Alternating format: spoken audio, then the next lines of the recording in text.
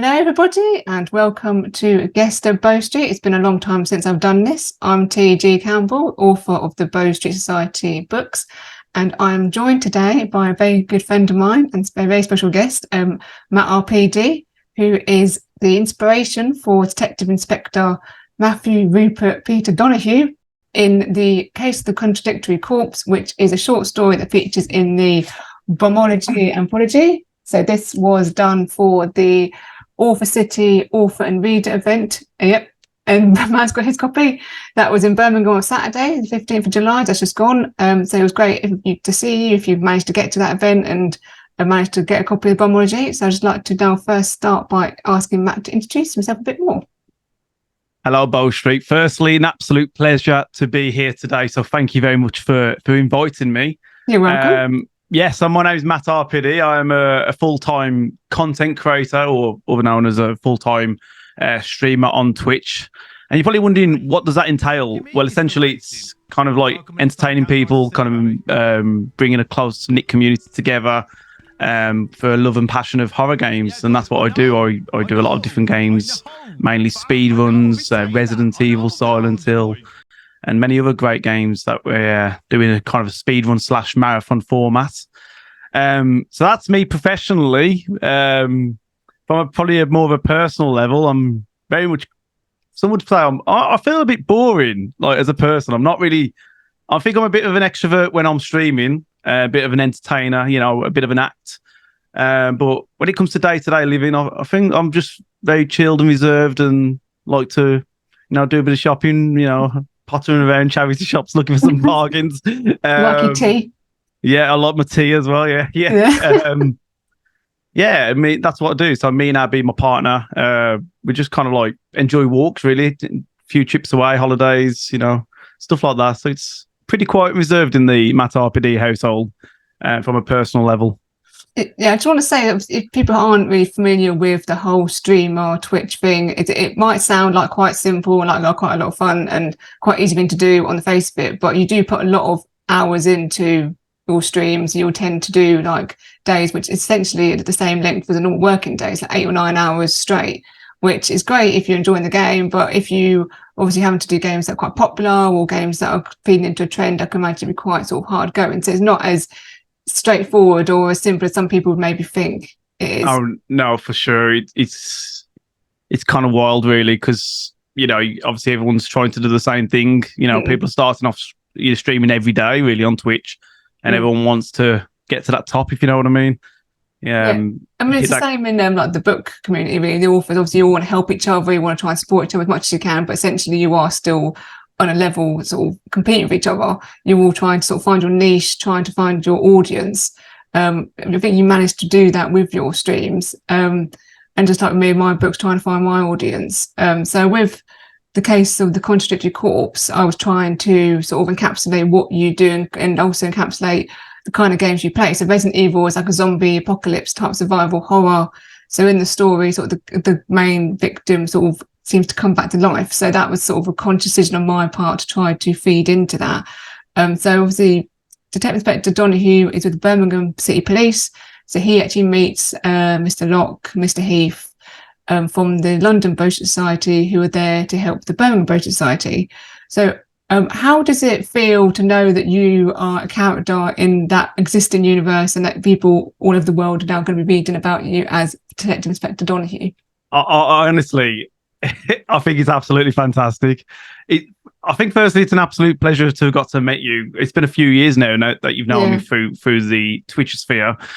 And it's beyond my wildest dreams to sit here today and think, wow, I've got an actual character in a book. I think it's I think it's wonderful. And, I can't wait to tell more and more people and share the Brumology. So go and buy it, guys. Go and get involved. It's fantastic. Yeah, I mean, that's all I can really say in terms of it, because I never thought I'd be in anything. So to have a character is like, wow, okay. In terms of the era, the timestamp, I'm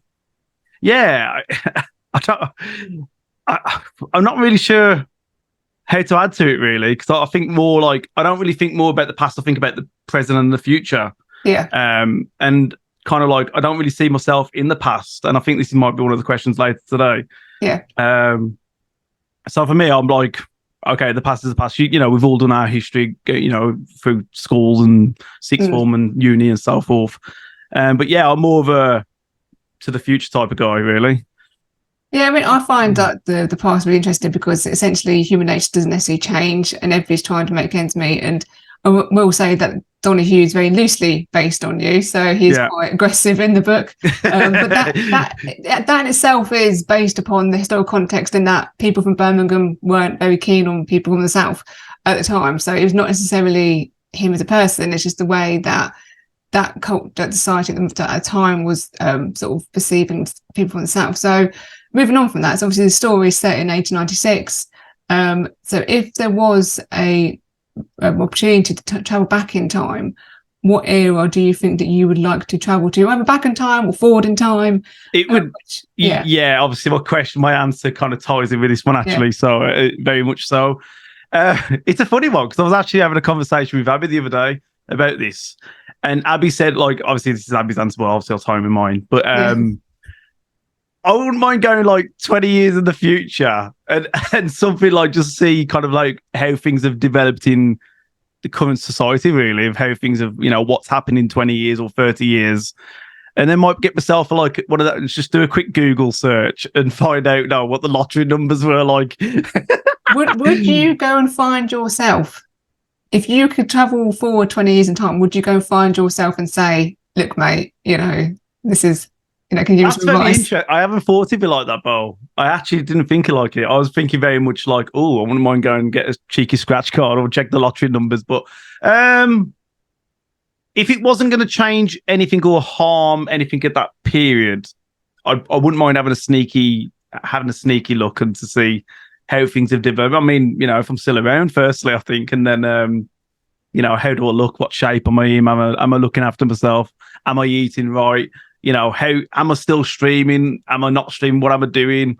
I could see you almost trolling yourself in chat, like doing a name in Twitch and then like trolling yourself in chat and being like, you know, I'm you from the past, you know. I can imagine now, but I'll be like, it's been 38 years. I'm still here on the internet.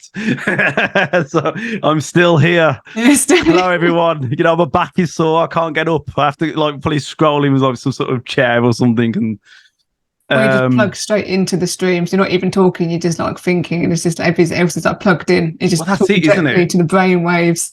Well, that's it. In 20, 30 years, I mean, the AI could be coming through. We don't even know what's going to happen. I mean, will we still be using PCs like today, or will there be something else, more like a headset virtual reality, which they are keen to be pushing more and more? So who knows? who knows what the future holds? But I wouldn't mind going in forward rather than backwards, in my personal opinion. I mean, saying that though, however, I wouldn't mind going back to times to see, like, say, you know, President Lincoln and stuff like that, and how all that developed and the assassination. I've seen those real major plots in our history, really, and seeing kind of just getting a bit of a personal, even getting to see their face, maybe just say, wow, that's so and so, and you know, like President Kennedy and all of that as well. So, like, you know.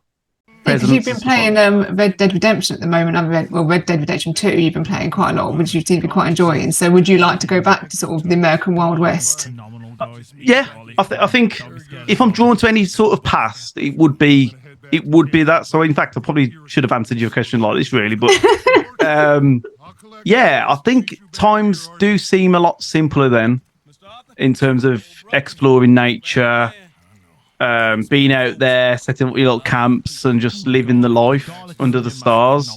I mean, today things are just so potentially complicated with so many distractions, don't you think? Yeah. I think that's one of the things that we've got now is like computers and the internet and search tabs and TV and movies. And I think back then you've just simply, you know, it's all about, I think it's fair to say it's probably more about survival, your natural bodily human instincts as a person.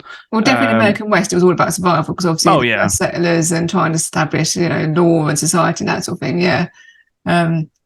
I think we're of an age though where we can remember when there wasn't a time when you didn't have internet. You didn't, if you want to do research, to go to the library, you didn't have on-demand TV. So we have got the benefit of actually knowing what it was like beforehand. So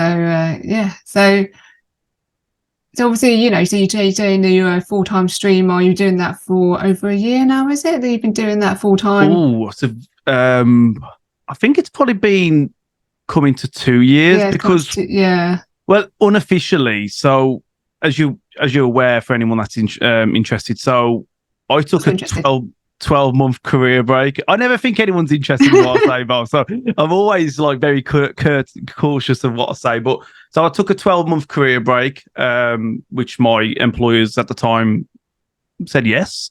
Very surprised. Maybe I wasn't as good as I thought I was. I don't know. But I think what it came down to is that I don't think they felt they could say no. So I think they thought, oh, we'll just give it to Matt. You were so good. They didn't want to lose you. So they said, yes, just give him anything he wants. Possibly. I think it's probably a mixture, but I don't think they probably knew fully the HR stuff of what they can and cannot do. So they gave me 12 months. And that 12 months for me was very much to hit Twitch hard. I was already doing well before that. Before that 12 months, obviously from a part-time level, but I really wanted to give it a go on a full-time level, and I thought, you know what, let's give it 12 months and see what happens.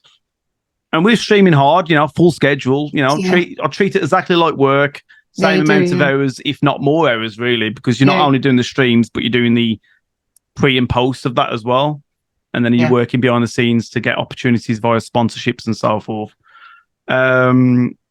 But yeah, sorry, I forgot. I lost my trail of thought then. You just clarifying how long you've been streaming, but that's all the question was. Yeah. So.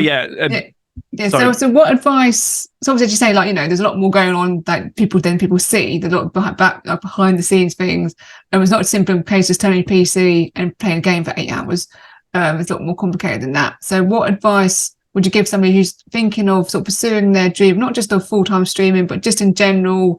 Somebody who's got a passion and they're just thinking, should I take that leap? What advice would you give them? I mean, firstly, only take a leap if that opportunity is there, so to speak. I mean, I took a leap because it was being a career break. And so I had that stability to fall back onto if it never paid off via Twitch. And obviously I had some financial stability via savings as well if things went bad. So make sure if you do firstly want to take that leap, just kind of be cautious just in case. You might not get the successes that I had, and I was very fortunate to get that look.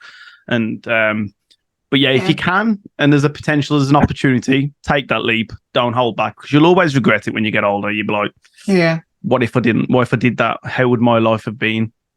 And I'm a firm believer of that as a person. I think just go for it, because if you don't, you'll always wonder. I'm a strong believer of that. Oh yeah, me too. You've got to try. You got to try. You got to try. But if you do decide to take that leap, what I would say is be committed, work hard, don't slack. Work hard. I'm a believer of work ethic and chasing those dreams and passions. And it's not always easy. It's not plain sailing. There will be days of self-doubt. What's the point? I'm going to give up. But I've had a really bad stream. Just like everyone else has a bad day at work sometimes. These things happen. But if you got what it takes and you've got backing behind you financially, and you got also family as well, if like you got a partner that supports you or parents that support you and want you to do well and succeed, go for it. Just go for it. Just do it. Do the leap. It's worth it. Trust me. Yeah, and for people who might be wondering what is the kind of link between like what I do in writing and what you do as a streamer, I think essentially comes down to just you being on your own in a room.